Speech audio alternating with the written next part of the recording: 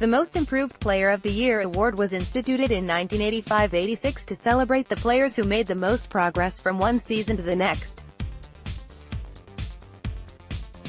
It's an award that has many faces, because development isn't linear. An endless list of variables factors into how a player progresses or regresses. It might be the way they train over the summer to improve weaknesses and enhance strengths, or possibly that changes made to their team's system resulted in better numbers. Sometimes, it might be an injury to a starter that produced unexpected opportunities. Tracking the improvement of our favorite players is fundamental to our enjoyment of the NBA.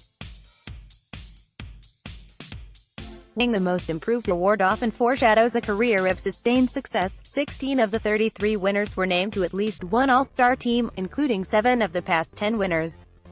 Over those 33 years, the award has established a few winning templates: players who self-actualize from good young player to All-NBA superstar like Giannis Antetokounmpo or Tracy McGrady, steady veterans who see a sudden spike in production like Jalen Rose or Goran Dragic, role players who bundle huge numbers in unexpected packages like Aaron Brooks or Dana Bajos, or the sophomore who makes an unassailable leap like Gilbert Arenas or Kevin Johnson. That's what makes 2018-19 so bizarre. Each of those historical templates has manifested this season. It's been a defining storyline of the season. Here's a look at the top candidates to win Most Improved Player during a season filled with important player development. The surprise, Pascal Siakam. Past winners: Boris Dio, Zach Randolph. Decades from now, when you look up Most Improved Player in an encyclopedia, you may find a photograph of Pascal Siakam. In 3 seasons, he's gone from a long-shot late first-round pick to a high-energy reserve to an essential element in the starting lineup of an NBA Finals contender. The Raptors needed one of their draft picks to blossom to maximize their potentially brief window with Kawhi Leonard. Now Siakam is so good that he could keep it propped open even if Leonard leaves. In his 2 seasons at New Mexico State, Siakam looked like an undersized big man who'd find NBA success by hustling his ass off in transition. Siakam's rim runs have become folklore at this point of the season, channeling Tom Cruise in their elegance.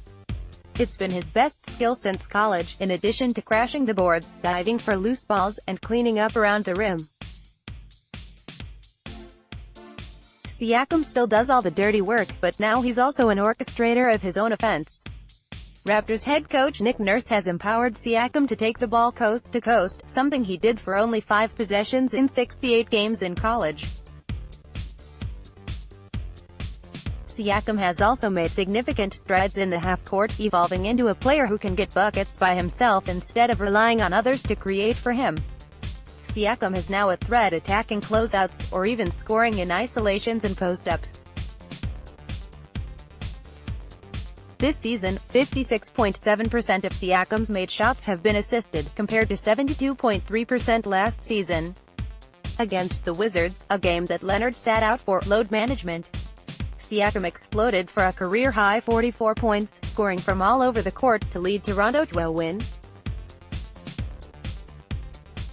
The system and personnel help, of course. Leonard is usually guarded by the opponent's best forward defender,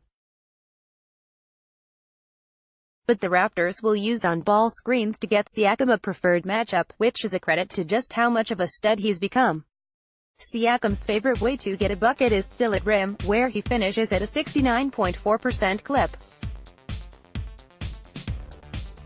He's also flashed upside pulling up from the perimeter, hitting a few surprising pull-ups and step-backs, though it's not currently a strength. For now, Siakam's shot is best in spot-up situations. Siakam has hit 37.7% of his catch-and-shoot threes, up from 21.9% last season. It's critical that Siakam sustains this success into the playoffs, since Toronto is surprisingly lacking in shooters. In any case, he's come a long way. Siakam couldn't shoot from anywhere outside of the restricted area at New Mexico State. Siakam's numbers have nearly doubled across the board, from 7.3 points, 4.5 rebounds, and 2.0 assists per game last season to 16.5 points, 7.0 rebounds, and 3.0 assists this season. And yet, despite receiving 5.4 more shots per game, Siakam's scoring efficiency has risen and his defensive effort hasn't waned. He's quickly become exactly what any team would want in a role player. He excels within his role and can explode like he's a star, which inspires hope for even greater awards in his future. The big leap: Paul George past winners, Giannis Antetokounmpo, Tracy McGrady. George's flashes of transcendence were overwhelming in the past. Remember the first 20 games of the 2015-16 season, when he averaged 27.9 points. It was George's first full season after he suffered a devastating leg injury, and it seemed like he had returned ready to take the throne from LeBron. We know how that went though. George's production returned to the norm. Even after he averaged 30.8 points in an unconscious run over the last 12 games of the 2016-17 season to thrust the Pacers into the playoffs, his efficiency then plummeted as the Pacers got swept in the first round. Flashes are all they were. As great as George was, he often left you wanting more. George averaged 23.4 points per game over his final 2 seasons with the Pacers, but he wasn't quite securing his place in the elite scorer echelon. It was more of the same last season, as George played Robin to Russell Westbrook's Batman while also defending at an all-NBA level. It's not like anybody complained. George, even at last season's level, was one of the game's most aesthetically pleasing players. Luckily for us, the explosion finally happened this season. George is averaging a career high in points, 28.4, on 21.1 shot attempts per game, and his scoring efficiency hasn't faltered. George's true shooting, 58.6%, and effective field goal, 53.2%, are mere percentage points behind his career best totals, and he's posting career bests in assist-turnover ratio, 1.6, assists, 4.2, and rebounds, 8.1. The Thunder haven't exactly changed George's role, they've just pumped him full of oxygen. He's doing more of everything, at all times of the game. George 5G'd his offense while maintaining his excellent defense, and the Thunder needed all of it. The season-long absence of Andre Roberson only put more pressure on George to defend, and with Westbrook having one of the worst high-volume scoring efficiency seasons in history, George helped make up for Westbrook on that side of the ball, too. The Thunder outscore teams by 9.2 points per 100 possessions when George and Westbrook share the floor, and by 8.1 points per 100 possessions when George plays without Westbrook, but they get outscored by 7.3 points per 100 possessions when Westbrook plays without George. Westbrook is the face of the franchise, but George has become the team's best player. George has won the Most Improved Player award already. If he did again, he'd become the first player to win it twice. He certainly doesn't have great odds. The award isn't necessarily built to celebrate a leap greater than one into stardom, and George has already made 4 All-NBA teams and 6 All-Star teams. But PG-13 has forced us to reconsider his career all the same. It seems there was plenty of reason to expect more from George, after all. The sophomore, De'Aaron Fox past winners, Gilbert Arenas, Monte Ellis. The 2017 draft class was historically good, but the draftees' individual development this season has been spotty. Donovan Mitchell, Kyle Kuzma, and Jason Tatum more or less stagnated from their eye-opening rookie seasons. Lonzo Ball and Josh Jackson still can't shoot well. Go down the full list of draftees, most sophomores can't even get consistent minutes. Zach Collins and Frank Ntilikina are out of the rotation. Markelle Fultz is still dealing with whatever he's dealing with. Several players have been given bigger opportunities in year 2, like Lauri Markkanen, John Collins, and Bam Adebayo, but none of them has come close to making the same type of leap as De'Aaron Fox. Fox is not only an outlier in his class, but all-time. He's made one of the most significant year-to-year jumps ever, according to advanced metrics like Real plus-minus, -4.3 as a rookie to 2.2 as a sophomore, and Box plus-minus, -4.4 to 1.0, NBC Sports' Dan Feldman wrote last month. Fox's numbers are up across the board because he put the work in on his body. Fox added muscle this offseason, which has helped him hold off defenders on drives and finish through contact. He's hitting 64% of his shots around the rim, and attempting 2 free throws for every 5 shots, both significant improvements from his rookie season. Speed is Fox's ultimate gift, but it couldn't get him where he needed to go until he built up his strength. Fox is also shooting 37% from 3 after hitting just 30.7% last season, and 24.6% in college, likely also the result of a stronger lower body and improved conditioning, allowing him to generate power for his shots from distance on fresher legs. Beyond the numbers, Fox is hitting tough dribble jumpers and shots off screens, but it's his ability to hit spot-up jumpers at a 38.2% clip that allows him to be versatile. It's critical for Fox to become an adaptable off-ball player instead of a ball-reliant player, so he can fit well with other high-level players. That's partially why his game is working so well alongside versatile perimeter weapons like Buddy Hield, another most improved candidate, and Bogdan Bogdanovic. Of course, Fox is on the MIP shortlist because of the magic he can conjure with the ball in his hands. There isn't a pass that Fox can't make now that his feel for the game has caught up with his blurring speed. He keeps the ball on a string and can fire precise darts to shooters and squeeze passes through closing windows inside. It's showing on the stat sheet too. Fox is posting 7.2 assists and 13.1 potential assists and only 2.9 turnovers. In simple terms, he's gone from a terribly inefficient, negative overall player as a rookie to an improving scorer, reliable playmaker, and competitive defender while leading the Kings to their first winning season since 2005-06. The Kings have won 33 games with 17 games remaining, and Fox is the main reason. They score 6.8 more points per 100 possessions when he's on the floor.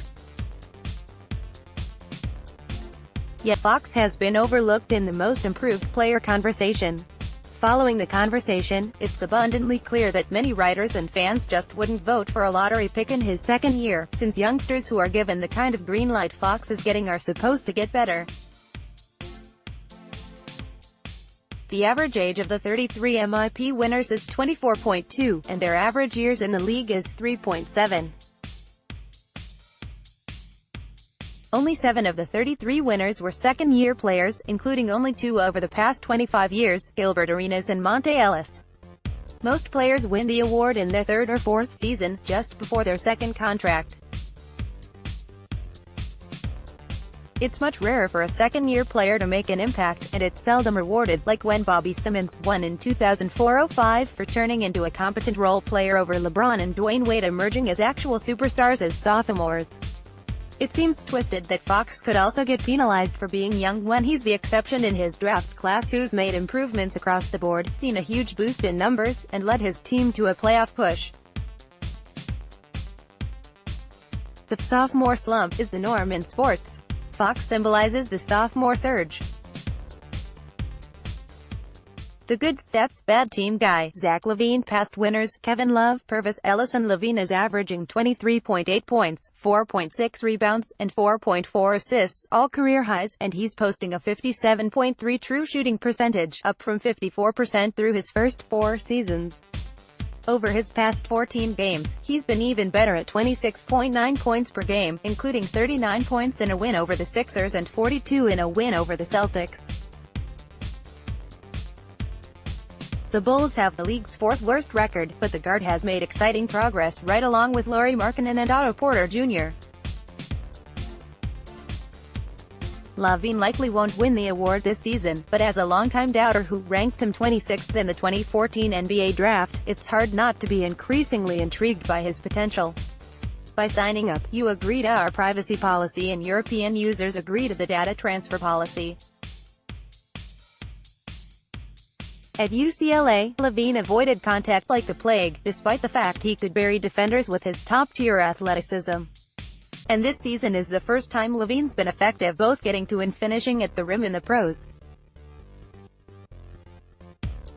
LaVine attempts about 1 free throw for every 3 shot attempts, which is up from less than 1 for every 4 in the past. LaVine is no longer overly reliant on his jumper to produce points, which was one of his issues in the past. This season, 44.2% of his shots come in the restricted area, up from 36.9% last season. LaVine had a high, loose handle at UCLA, which left him prone to being stripped, but he's tightened it over the years. The ball doesn't slow him down anymore. LaVine still settles for too many mid-range jumpers early in the clock when he should instead be trying threes. He shoots 35.1% on pull-up twos, compared to 36.3% on pull-up threes. He still wears blinders when attacking, and his defense remains frustratingly lackadaisical. There are limitations still to be overcome, but he's gotten much better overall at the primary skill that can carry him to a long career. The good stats, good team guy, D'Angelo Russell. Past winners, CJ McCollum, Jimmy Butler. The injury to Karis LeVert was supposed to ruin Brooklyn's season, but Russell saved it with his playmaking and clutch shot making.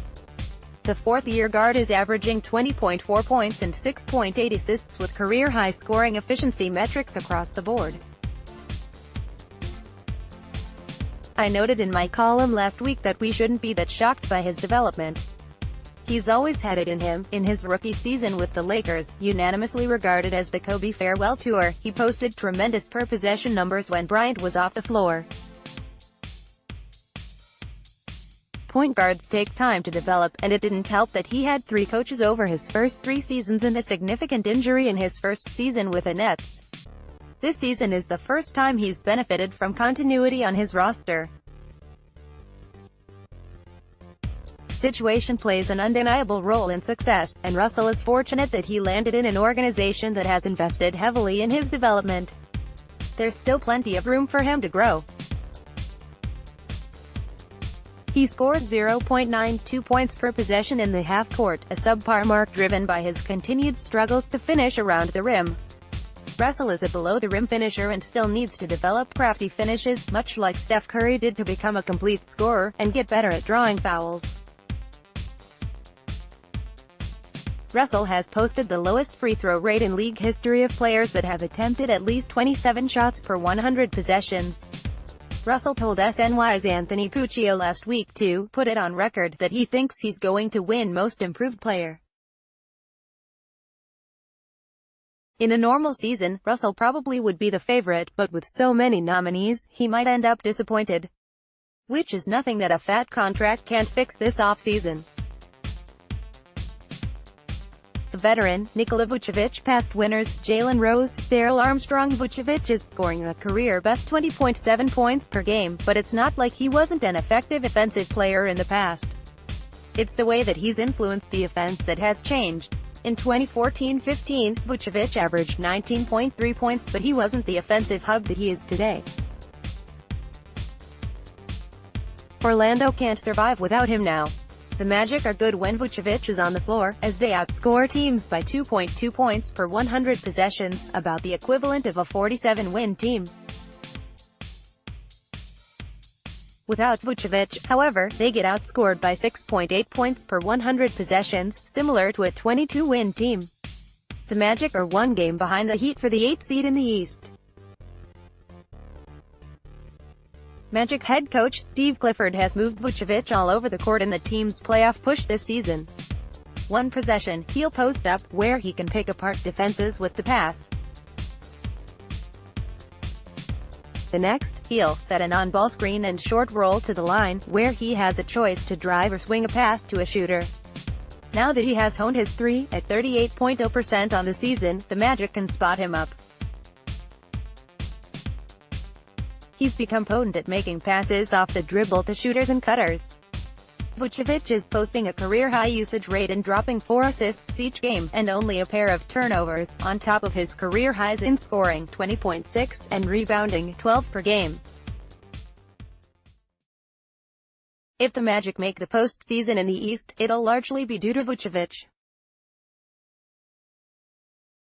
The looming question is whether the Magic or another team will pay him when he becomes an unrestricted free agent this summer, and how much. Honorable mentions: Buddy Hield, Kings. Hield has been one of the NBA's best shooters since he entered the league, and Sacramento head coach Dave Yeager has finally unleashed him. Hield is attempting 4.9 more shots and 2.6 more threes, and scoring 7.5 more points than last season. Few players are as versatile as Hield is shooting the ball, and the progress he's made as a pick-and-roll ball handler has been striking. Hield won't turn as many votes as his teammate, Fox, but in a normal season, he'd be a leading candidate to win. Josh Richardson, Heat. Richardson has long been a solid 3-and-D player, but this season he turned from a player who relied on others to create for him into a player who can create for himself and others.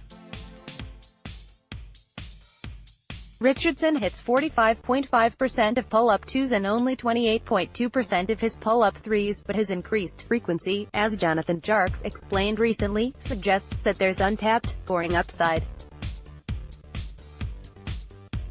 Richardson moved toward reaching it.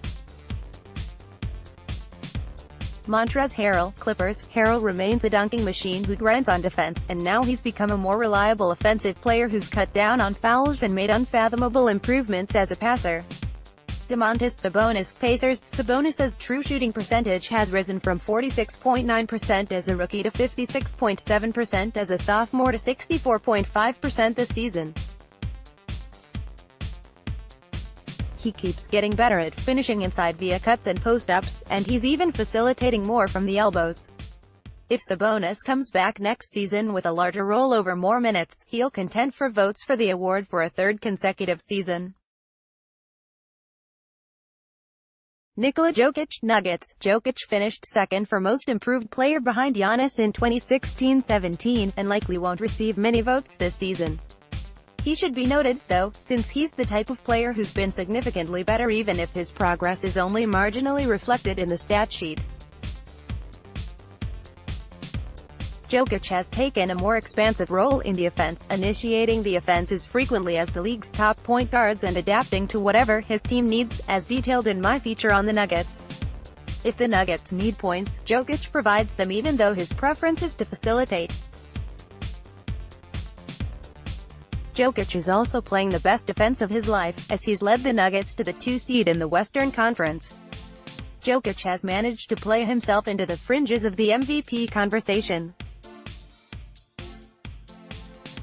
Giannis Antetokounmpo, Bucks. Antetokounmpo won the award in 2016-17, but he's leveling up again under new Bucks head coach Mike Budenholzer. Antetokounmpo is filling a brand new role. He's handling the ball more, 6.0 assists, and playing more like Shaquille O'Neal inside, 3.9 dunks and 12.6 rebounds per game. Antetokounmpo's scoring efficiency is at a career high, too. The man won't stop getting better, and he only recently started to hit his threes, shooting 38.6% on dribble jumper threes since the new year began.